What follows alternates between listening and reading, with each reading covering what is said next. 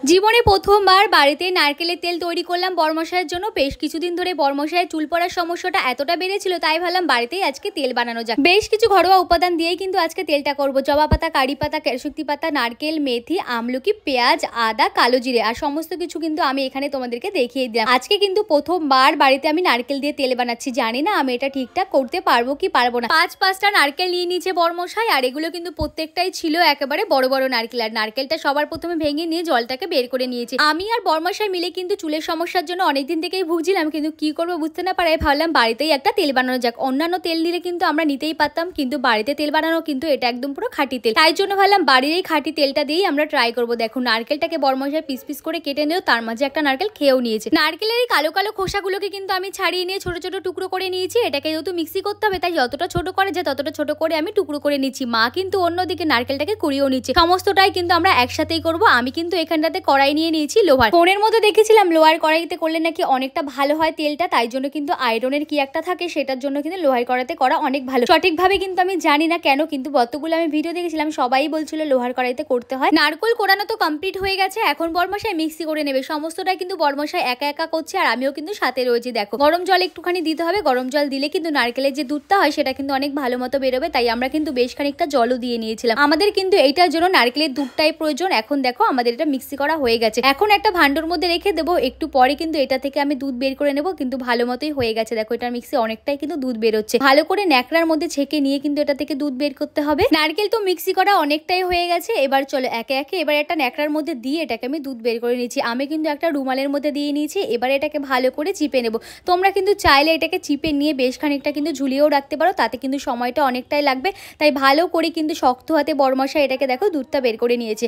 অনেকটাই কিন্তু বেরোচ্ছে। আমাদের কিন্তু দুধটা বের করার পরে কিন্তু বেশ খানিকটা রাখতে হবে। দেখো এটা থেকে কিন্তু অনেকটা একেবারে ছাপা বেরিয়ে গেছে। এটাকে কিন্তু তোমরা আরো একবার চাইলে করতে পারো। বরমশাই এটাকে আরো একবার করে কিন্তু করবে। বরমশাই তো অনেকটাই নারকেলের দুধ বের করে নিয়েছে। এবার কিন্তু আমিও একটুখানি ট্রাই করছিলাম, জানি না এটা হবে কিনা। বরমশাই কিন্তু অনেক শক্ত হাতে করেছিল, আমি কিন্তু সেরকম ভাবে করতে পারছিলাম না, কিন্তু আমি চেষ্টা করেছিলাম। তাই সেই মতো কিন্তু করে নেওয়ার পরে সমস্তটা করা হয়ে গেছে। এবার কিন্তু মোটামুটি 4-5 ঘন্টার জন্য এটাকে ফ্রিজে রাখতে হবে। দেখো ফ্রিজ থেকে বের করার পরে কিন্তু ওপরে মালাইটা বেরিয়ে গেছে। নারকেলের তেল বানানোর জন্য কিন্তু আমাদের শুধু ওপরে মালাইটাই লাগবে। দেখো নিচের যে জলটা রয়েছে সেটা কিন্তু আমাদের লাগবে না। এবার আর কি গরম করে কড়াইটা এবার দিয়ে দিলাম মালাইটাকে। এইদিকে বরমশাই নারকেলের তেলটা বসিয়ে দিয়েছে আর আমি বসিয়ে দিয়েছিলাম আলু ভাজা। ভাত খাবো বলে অনেকটাই রাত হয়ে গেছিল এই প্রসেসগুলো করতে করতে, তাই জন্য ভাবলাম খিদে পেয়ে গেছে, পাশে একবারে আলু ভাজাটাও বসিয়ে দিই। একেবারে ঘন হাতে এটাকে নাড়তে হবে যাতে একবারে নিচে লেগে না যায়। দেখো বারবার নাড়ার পরে কিন্তু অনেকটা কিন্তু এরকম জমাট বেঁধে যাবে। হালকা ব্রাউন হয়ে আসলে কিন্তু তেলটা এর থেকে বেরিয়ে যাবে, তখনই কিন্তু ছাঁকনি দিয়ে তুলে নেবে। তোমরা যদি এর মধ্যে থেকে এমনি ভাবে তুলে নাও তাহলে কিন্তু অনেকটা তেলই থেকে যাবে। তাই ভাজা যে নারকেলটা ছিল সেটাকে কিন্তু দেখো আমি ছাঁকনির মধ্যে তুলে নিয়ে বেশ কিছুক্ষণ কিন্তু রেখে দেবো। ওটা রাখতে রাখতে কিন্তু এদিকে আমি সমস্ত জিনিসগুলো যোগাযন্ত করে নেবো। আমলকি, পেঁয়াজ, আদা সমস্তটাই কিন্তু আমাকে কাটতে হবে। ছোট ছোট করে টুকরো করে কেটে নিয়ে তেলের মধ্যে কিন্তু দিয়ে দিয়েছি। আমলকি দেওয়ার পরে কিন্তু এক এক করে জবা ফুল, পেঁয়াজ,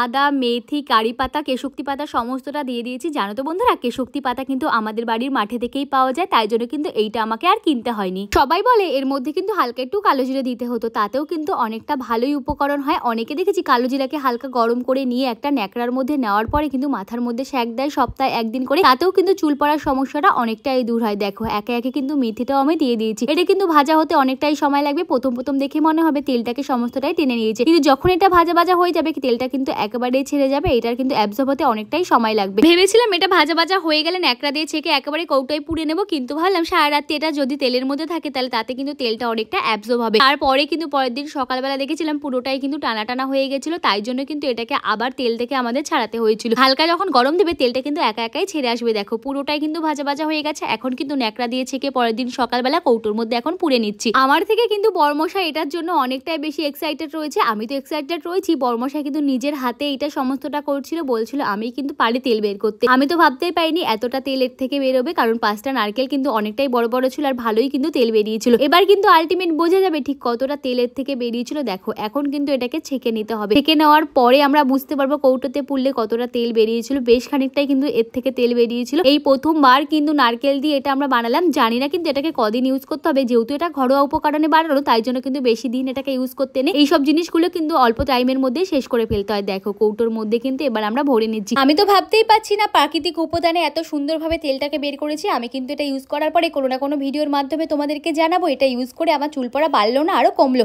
দেখো তেলটাকে তো বের করেই নিয়েছি, আমি কিন্তু তোমাদেরকে এখনই এটা সাজেস্ট করছি না। আমার এটা যদি উপকার হয় অবশ্যই তোমাদেরকে বলবো। কেমন লাগলো ভিডিওটা জানি।